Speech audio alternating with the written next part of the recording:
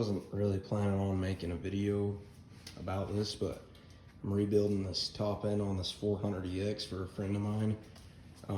It's not really like a how-to or a tutorial.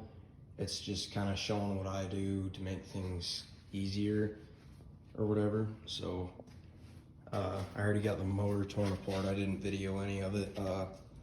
Rod's good.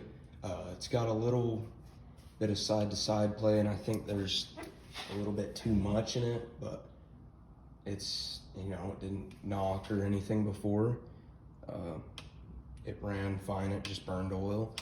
I left the header and stuff in because it's just easier. This piston, this is all stock size, everything. We're not gonna have this cylinder bored or honed.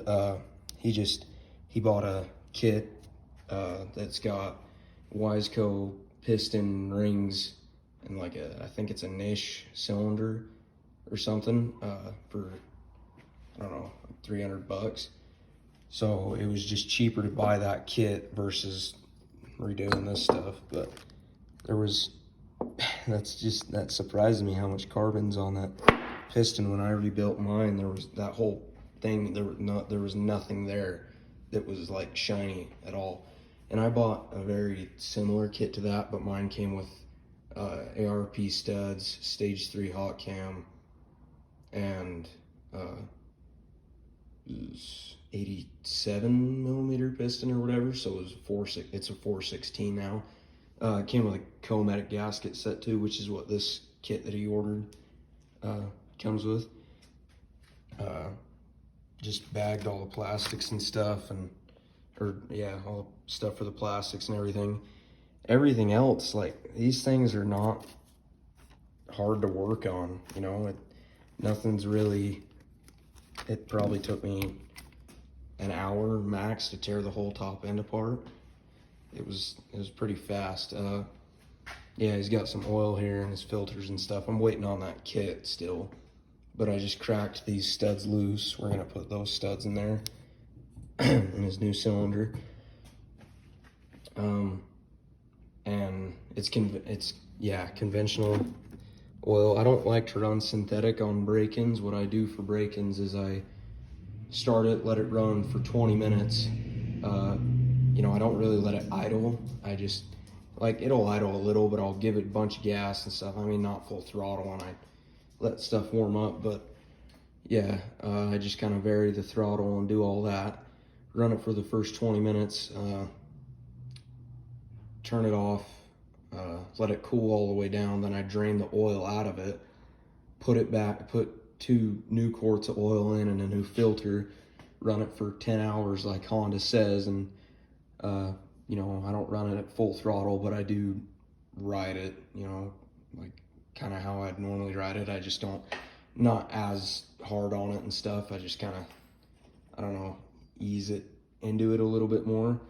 Then I drain that, put the new oil in and new filter, and then I just ride it like the way I'd ride it normally. After that, you can switch to synthetic, but I'm still running conventional on mine 2 years later. So it works. Okay, so this motor mount was cracked, so I JB welded it back on. I've never seen those crack before up there, so we'll see if it holds, which I think it will. I put a helicoil in that thread, and I'm using this bolt here because it snapped off when I was taking it apart. That one did too, but don't worry about it. So that thread, I didn't have to helicoil that. I just turned the snapped thread out and put in the new bolt.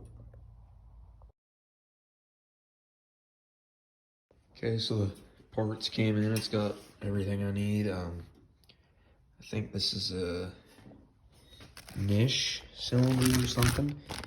When I bought the rebuild kit for my 400EX, it came with a niche cylinder, Wiseco piston, Cometic Gasket Set, and that's it. But I'm gonna check the ring end gap, everything, and then put it together.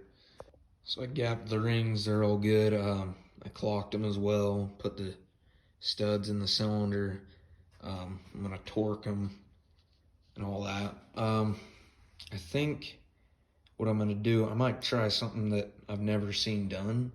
I'm gonna take a piston ring compressor like what you'd use when you're just building a normal car engine, put it on this piston here, but put it in upside down, flip this upside down, and slide it in that way, and then hold all this while I'm trying to slip this onto the rod and try to put the circlip on. I don't know, maybe I won't do that. Okay, so I got this piston on. I'm gonna recheck the rings and everything, and I put the gasket on there just so I don't forget it. But I'm gonna just do it the normal way. I don't wanna screw something up. This isn't mine, so if I'm gonna experiment with things, I'm gonna do it on my own and not someone else's. Okay, so I got the cylinder torqued down and everything, got the head on and all that. The cylinder was real easy to put on. It's the easiest part that I've done of this whole build, which kind of surprised me. I thought everything else was gonna be easier, but this freaking header, man, if you ever freaking worked on a 400EX, putting the header back on just sucks. Okay, so I got the cam timed in or whatever. It's up top dead center. Marks are where they should be. It's a little bit low, but I've read that that's normal.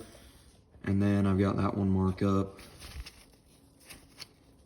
I don't know if that's seated down all the way. I think it is. The tensioner's on it. So